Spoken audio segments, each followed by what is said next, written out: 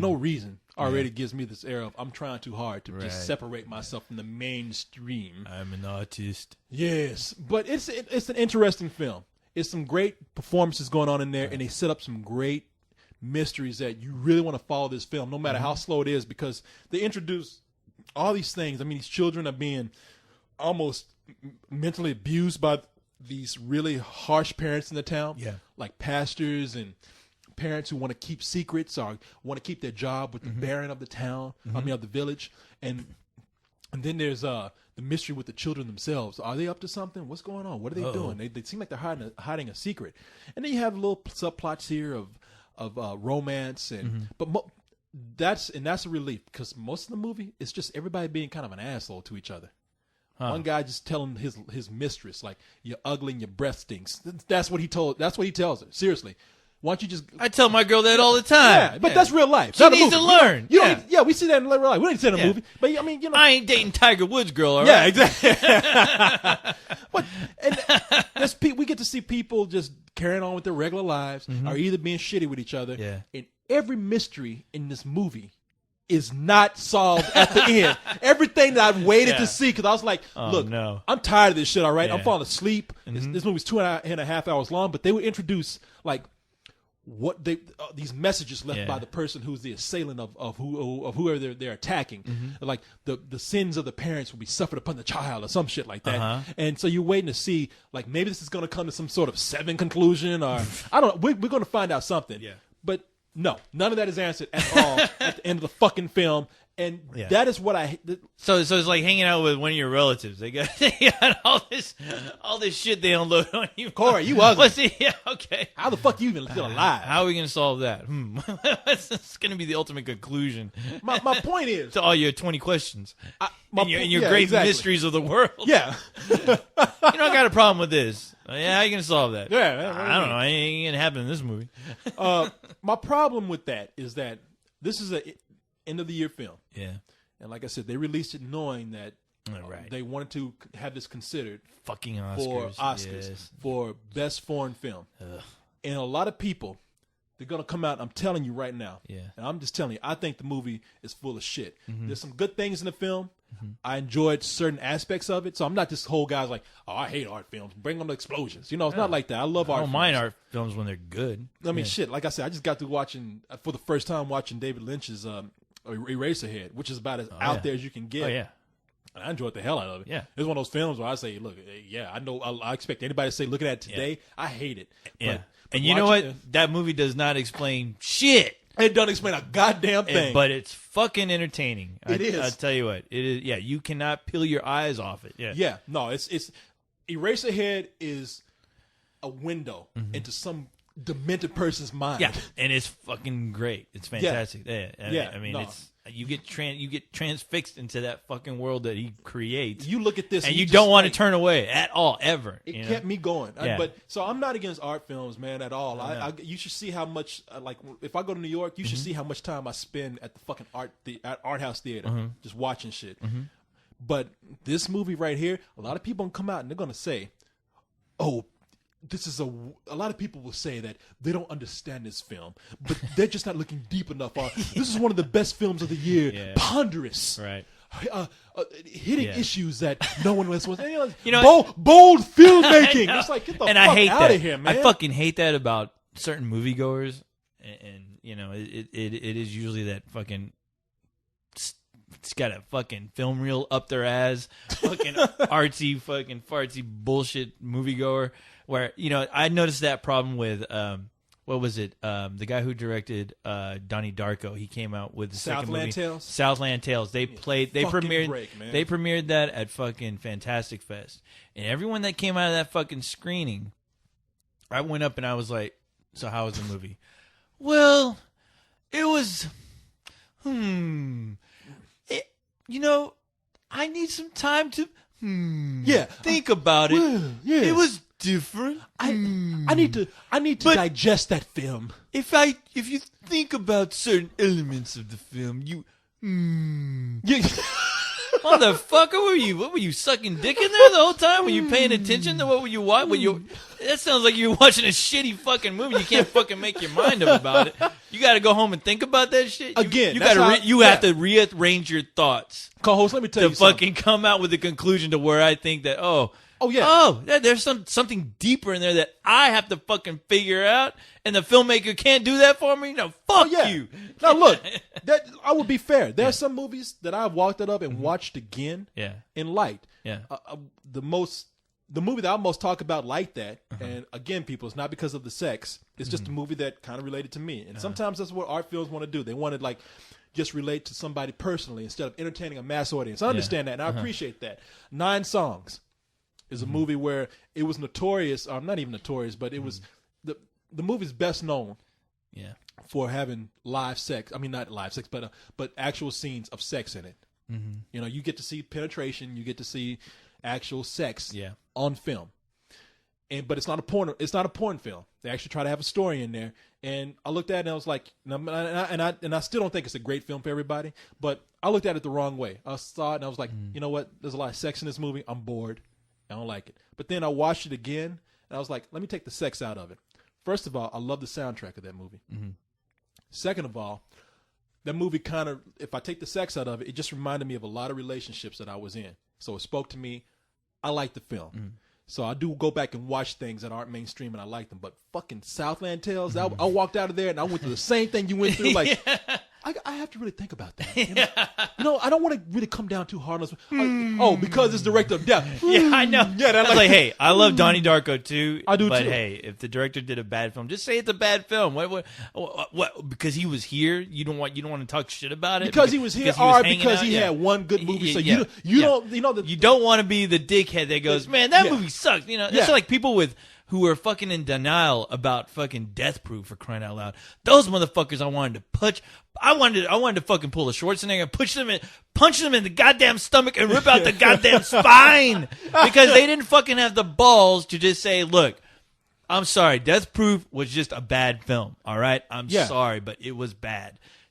Half these fucking Quentin Tarantino nuts just did not want to admit. They were like, it was like geek denial, like the same geek denial that the Star Wars fans were in with the prequels. It was the same bullshit with that film. And let me tell you something. It pissed me off because you know they didn't say anything great or raving about it. They were always like, there were parts about it. I don't get why people don't like it, but you know, it was a fucking great movie. What made it great? See, that is my problem with people. No, you're exactly right. Mm-hmm.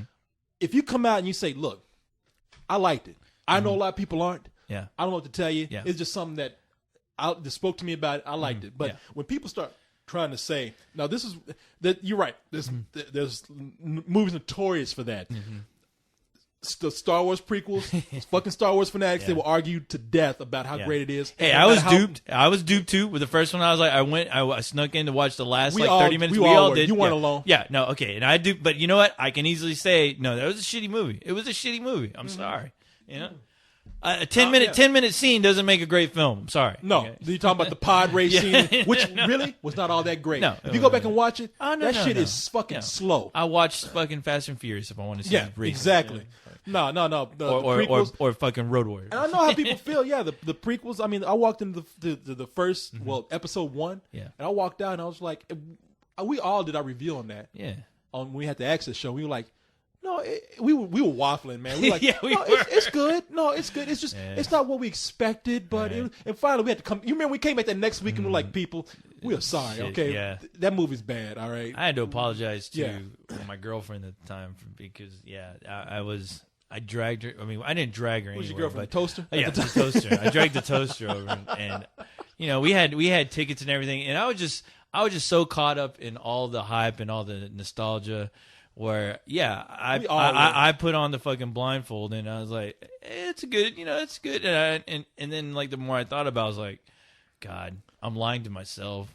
I'm fucking betraying what I loved about this film. What you really feel? And no, I can't. I'm sorry, I can't do that. But I should feel kind of upset right now. I'm not going to say fucking George Lucas destroyed any part of my childhood, for crying out loud. No. But no, it was not a great film. There's no way I can look at somebody in the face and go, you need to see this film because it's everything that you loved about Star Wars. It's all there. And, no, and see, that's the thing with these movies. It's like I understand how people like love something. I love the director so much because we went through it with that case right there. Yeah. But Southland Tales and Grindhouse are Death Proof.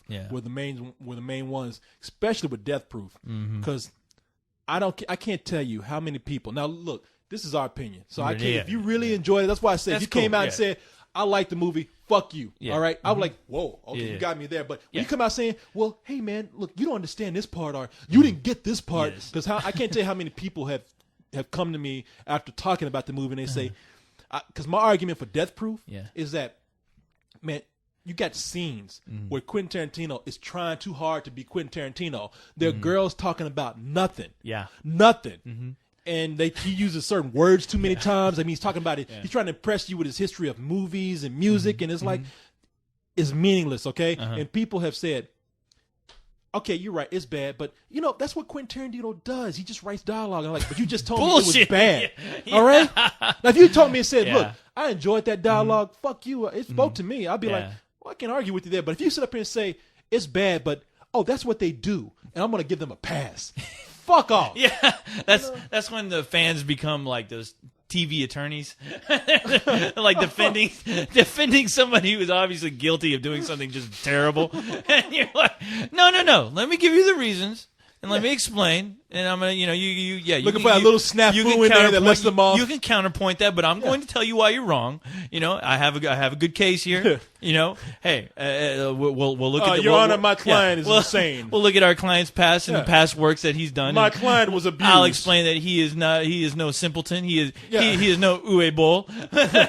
Your Honor, my client just kills people. That's what he does. He's obviously crazy. He gets a pass. Oh my God! You know, the perfect example of a director who I was really like gunning for, and just he made a terrible film, and I just had to admit this is awful. Even though I don't want to tell people that this guy just made an awful movie, was the guy who directed Equilibrium. I want to name his name was I think his name was Mark Wahlberg or something like that. Mark Wahlberg. Well. not Mark Wahlberg, but I think it's Mark Wahlberg. You can look it up. Movie called Fluorescent. It was Ultraviolet. Yeah. Okay, because the thing is, watching that. Okay, that was like a hidden gem for me. Watching Equilibrium, because I saw it on. It was the last. I think it was like the last VHS I ever rented.